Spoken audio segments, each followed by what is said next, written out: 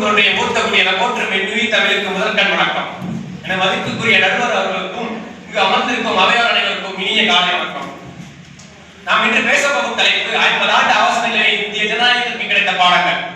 ஒரு நாடு வலிமையானது என்பதை காட்டுவது அந்நாட்டின் ராணுவம் அல்ல, அந்நாட்டின் பொருளாதாரமும் அல்ல, அந்நாட்டின் மக்களின் ஜனநாயகத்தின் உரிமையே ஆகும். 1975 ஜூன் 25 அன்று அன்றைய பிரதமர் இந்திரா காந்தி அவர்கள் நாட்டில் ஒரு எச்சரிக்கை அவசர நிலையை அறிவித்தார். அந்த அவசர நிலை 1975 முதல் 1977 வரை சுமார் 21 மாதங்கள் நீடித்தது. அந்த காலத்தில் என்னதான் நடந்தது? மக்களின் அடிப்படை உரிமைகள் நிறுத்தப்பட்டன, பேச்சு சுதந்திரம் கட்டுப்படுத்தப்பட்டது, செய்தித்தாள்கள் தணிக்கைக்கு உட்படுத்தப்பட்டது, எதிர்க்கட்சி தலைவர் குறிப்பாக ஜெயபிரகாஷ் போன்றோர் கைது செய்யப்பட்டனர். ஒரு நாடு தற்காலிகமாக அதிகார மையமாக மாறியது. ஆனால் தேர்தல் ஒத்திவைக்கப்பட்டது.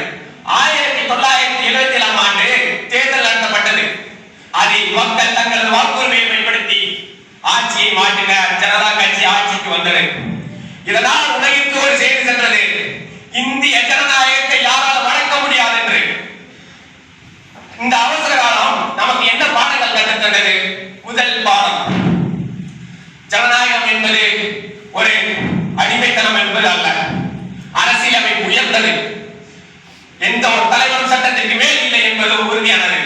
இரண்டாவது, அடிப்படை உரிமை ஜனநாயகத்தின் உயிர். பேச்சு சுதந்திரம் இல்லையெனில் ஜனநாயகம் உயிரற்ற உடல்.